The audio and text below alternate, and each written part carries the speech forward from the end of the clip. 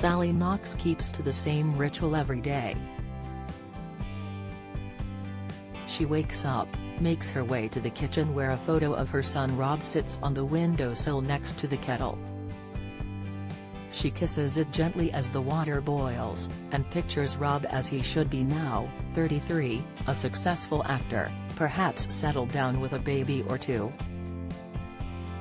Happy. Alive. Sally and her ex-husband Colin Knox suffered the worst nightmare any parent can imagine on May 24, 2008, when Rob was stabbed to death in the street. The 18-year-old had been celebrating the end of filming for Harry Potter and the Half-Blood Prince.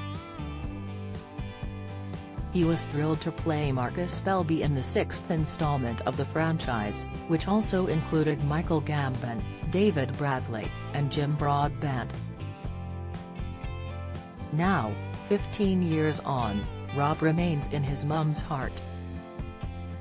She says, "I get up every morning and give him a couple of kisses. The awful feelings and wanting to cry all the time does get less, although it never goes away." The night of the killing still looms large for Sally. Her home in Sidcup, southeast London, was a meeting point for Rob and his younger brother Jamie's friends. A group of mates were round getting ready for the night out Rob had organised at the Metro Bar in Sidcup. Sally says, "There was a lot of excitement in the house. They were planning their first lads' trip to Zante, Greece, in 2 weeks and having a drink in the kitchen." Rob's friend Callum said, "Where's your six-pack?" Rob was a bit overweight, and laughed and said, "I'm working on it." Then Callum said he was going to buy Rob one of those tie-on aprons with the six-pack on it. We all laughed. That's the last conversation we had. They left for the pub at 7:30 p.m. and he shouted goodbye. I called out to Jamie to be back by midnight as he was only 17. As the night wore on, Sally had no inkling anything was wrong. Outside the bar, convicted killer Carl Bishop, who had been barred a week earlier after an altercation with Rob and some punters, was behaving erratically. He disappeared and came back armed with 2 kitchen knives, which he used to threaten Rob's friend Nick. Jamie and his pal Callum were in a car outside, spotted the situation and drove onto the pavement to confront Bishop. When Bishop threatened to turn his knives on them, Jamie called his brother for help. Rob came outside and tried to remonstrate with Bishop. But the then 22-year-old, recently out of jail for another stabbing, plunged his knives into Rob's body 5 times.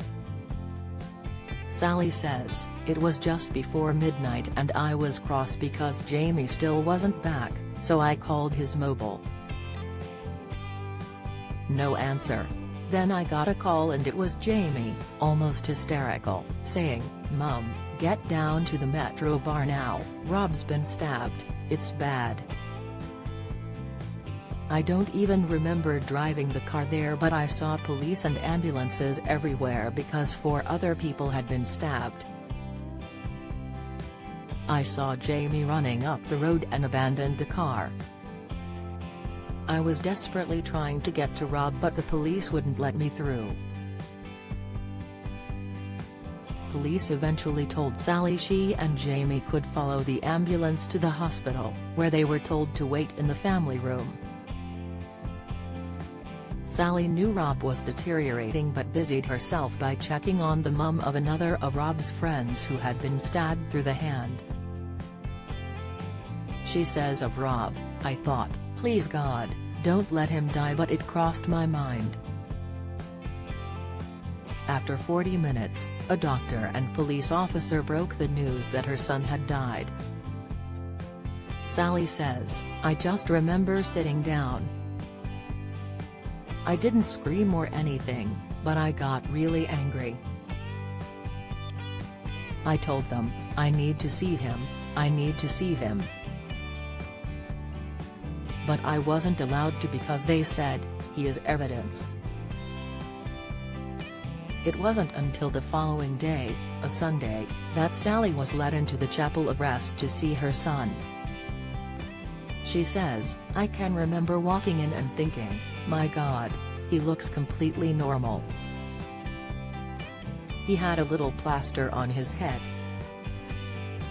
He looked like he was smiling. Police warned her Rob's death would be on the news and she was worried about letting family in Australia know first. But Sally also had to come to terms with the fact he had been murdered.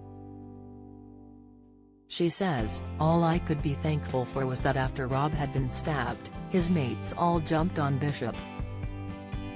I remember thinking, thank God he's been arrested. Bishop was convicted of murder and jailed for a minimum of 20 years. Sally gets a letter every year from victim support updating her on the killer's jail conditions. And is aware he will come up for parole in 2028. Ahead of a new ITV documentary, she says, I've been very good at leaving him out of my head. Whatever happens, I can't dwell on it. Rob would hate me being an angry person.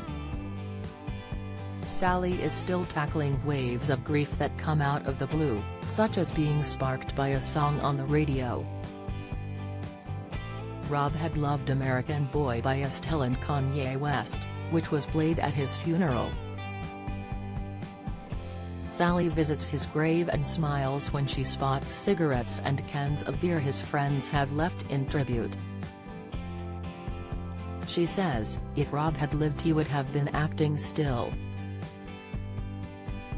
He would have been a great dad, he was so good with children. He once came to meet me and a friend, who just had a baby, in Pizza Express. He offered to hold the baby so we could eat. That was the kind of person he was, not a saint, but a kind-hearted boy. Her son Jamie lives in Yorkshire with his wife and child. Sally says, when they said they were moving, I thought, thank God, get yourselves out of London where you'll be safe. News of other stabbings hits Sally hard. It feels never-ending, she says. She and Colin set up the Rob Knox Foundation, which supports youths and educates them about the dangers of carrying knives for protection. Sally says, knife crime is getting worse. And every time it happens, my heart goes out to their family because I know what they're going through. There isn't an appropriate punishment for carrying a knife. Something desperately needs to happen to stop senseless deaths like Rob's. Film is tribute to pal who brought such joy, says documentary director and Rob's pal Aaron Truss. He said, Rob and I grew up around the corner from each other, but we didn't become close friends until we went to theater school. He was really adventurous, he was outgoing and he'd always make us laugh. He had this sense of calmness and seemed bulletproof to me. It was all the more shocking when he was killed. A reality check.